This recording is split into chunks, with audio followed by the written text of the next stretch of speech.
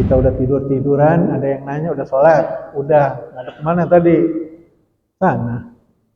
Salah, ngadepi ke sana. Ya, pendapat pertama mengatakan nggak usah diulang karena sholatnya udah selesai.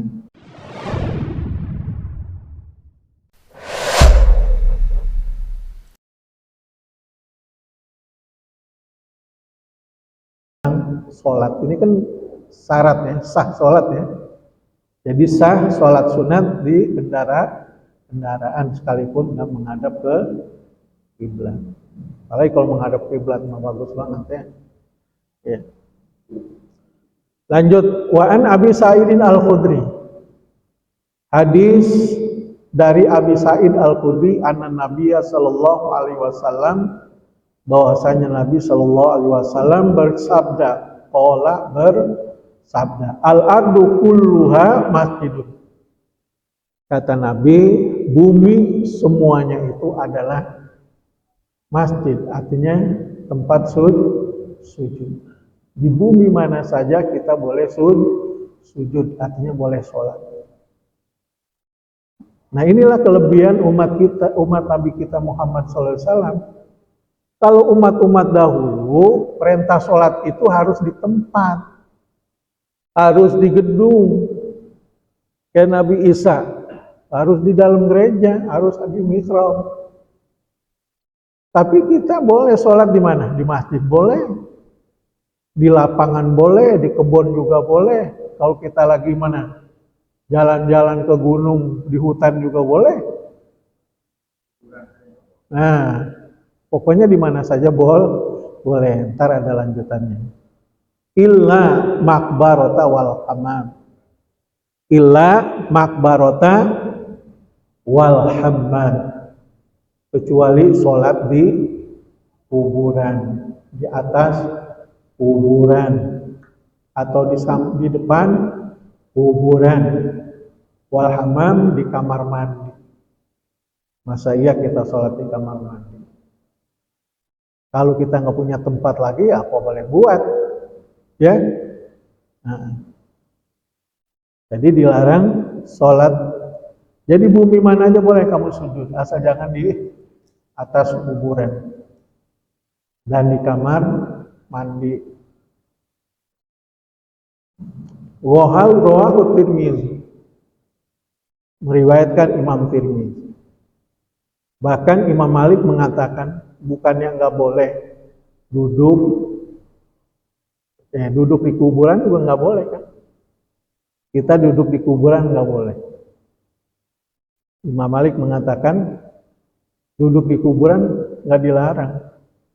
Nggak makruh juga, hukumnya boleh-boleh aja, asal jangan kencing dan buang air besar.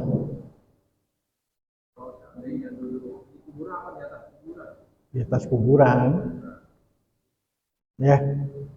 Kalau kita berdiri di atas kuburan juga kan nggak boleh, kecuali darurat, kayak kita nguburin di Kober, mau nggak mau ya kita nginjek-injekin kuburan. Karena terlalu rapat. Itu darurat namanya. Hukumnya makruh, sedangkan kita nguburin mayit, hukumnya apa? Wajib. Nggak apa-apa. Kalau kita sengaja, anak sekarang mau kuburan buat apa? Pacaran.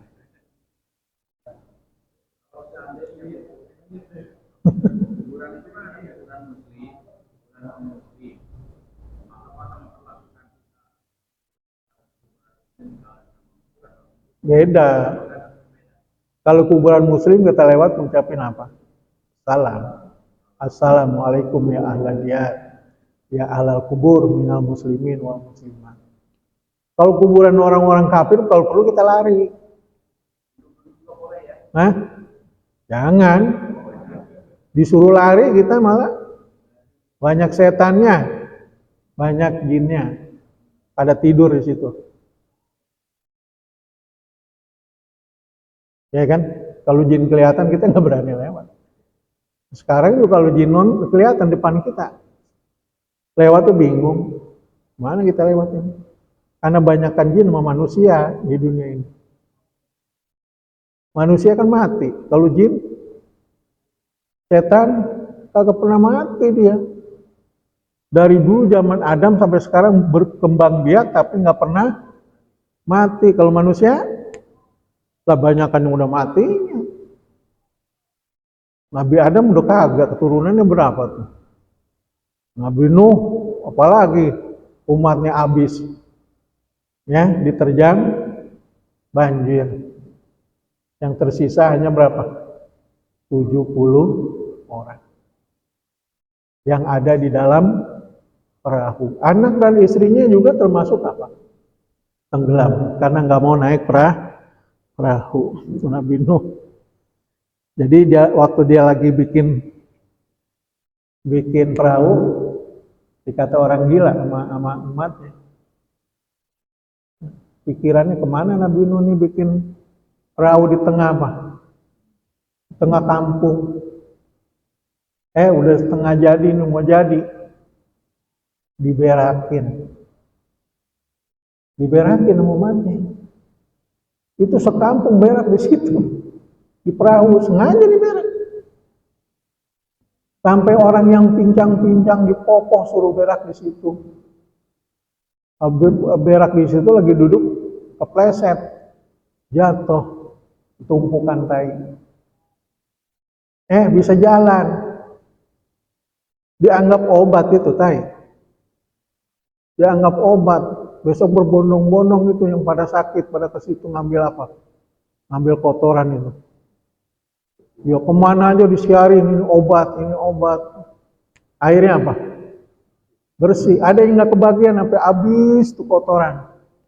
Dibersihin, dicuci itu. Itu kan kehendak Allah tuh. Dibersihin, airnya diambil, dibawa pulang buat obat. Apa yang bersih itu? Perahu apa yang bersih, apa yang nggak bau dah. Nah setelah bersih, jadi binatang-binatang yang ada dimasuk-masukin, umatnya yang mau ngikut, ayo naik semua. Ketika udah naik semua, baru turun apa? Hujan deras. Mulai ngambang sedikit-sedikit perahu. Anaknya nggak mau ikut. Dikejar pakai perahu sampai ke gunung. Anaknya nggak mau. Saya mau naik ke gunung. Gunungnya tinggi. Sampai kapal itu naik. Hampir sama dengan ujung gunung. Udah di ujung. Nggak mau juga. Kan'an. Kan'an, sini. Ta'al. Kemari kamu. Nggak mau juga. Ibunya mau udah mati duluan. Karena nggak kuat lari. Nggak mau juga. Tinggal leherin doang nih. Nggak mau juga. Tenggelam akhirnya. Itulah. Kalau orang nggak dapat hidayat seperti itu anak Nabi. Ya. Kalau Nabi Ibrahim, apa cobaannya? Bapaknya. Tukang bikin apa? Patung. Yang disembah oleh Namrud rombongannya. Rombongan ajaran Namrud. Cuma Nabi kita aja yang sempurna. Habis orang tuanya wafat sebelum dia lahir. Ibunya wafat setelah dia usia 6 tahun. Sudah ya, jadi bumi yang mana aja boleh kita tempat pakai sholat, silahkan. Asal jangan buminya ada kotorannya, jangan. Ada tai, kita sholat, jangan. Minggir, itu kan bumi luas. Kalau ada najisnya, jangan di situ sholatnya. Kalau nggak ada tempat lagi boleh, cuman pakai terpal, ditutupin terpal. Rawahu Tirmizi, hadis ini diriwayatkan oleh Imam Tirmizi.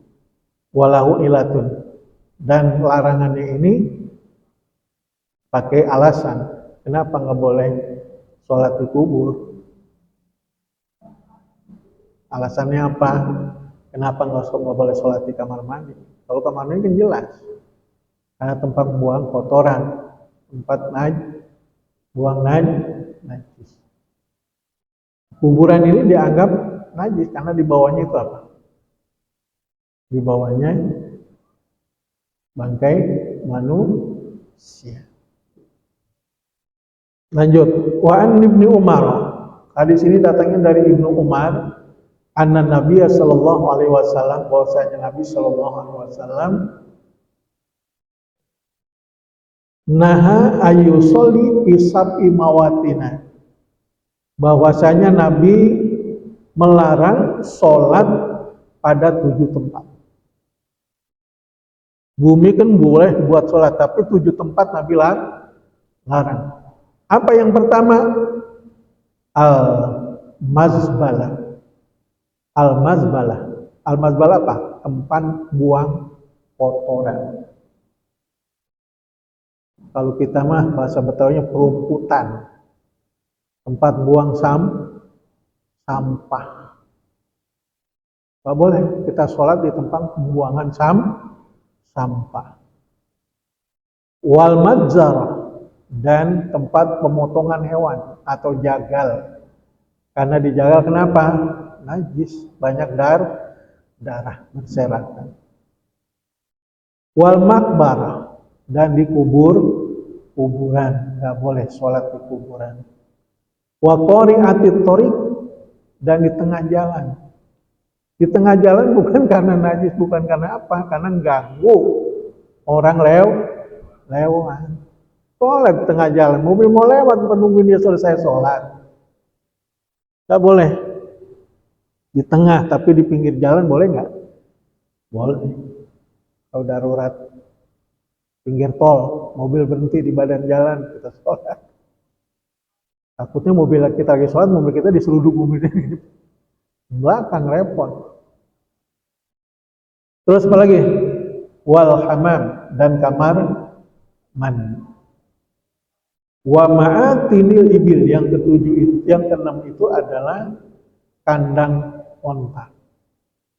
Kenapa kandang onta kita dilarang sholat? Alasannya di sini ulama bilang kandang onta itu tempat kumpulnya para jin, setan. Tidurnya di situ, di kotoran onta. Karena jin, setan demennya di kotoran. Nggak mau di tempat bersih, Pak. Makanya rumah kita disuruh bersihin supaya jinnya nggak ada yang di situ. Pel, jangan ada kotoran, biar jinnya nggak betah. Karena dia kalau kotor betah. Jin dikasih nasi dia makan nggak? Nggak. Tapi kalau nasinya udah busuk dia makan. Dikasih daging nggak mau. Tapi kalau dagingnya udah busuk, dia mau pulang. Bekas-bekas kita makan, makanya kita makan yang ada bekasnya. Habisin, kalau makan tulang, tulang-tulangnya habis. Rauk semua. Jangan dibagi dia. Biar dia pada kuru. Ini mah makan tengahnya dibuang. Jangan mau bajir ya. Yang itu namanya ngempanin jin. Ada orang dulu tuh masang apa tuh? Bikin sesajen itu di bawah pohon ya. Ayam bekakak. Enak itu yang ngintip. Wah, ada yang naruh ayam bekakak. Orangnya pergi dia makan. Kopinya dia minum. Tulang-tulangnya dia taruh situ. Dia balik lagi dia lihat, wah, jinnya ini doyan banget ini jin. Kalau orang yang makan, nggak bakal jin makan. Ya, nggak bakal dia kalau makanan yang lagi makanan yang masih ngebul-ngebul, nggak bakal. Ini kalau udah yang bau, udah bentek, baru udah makanannya itu. Udah ya.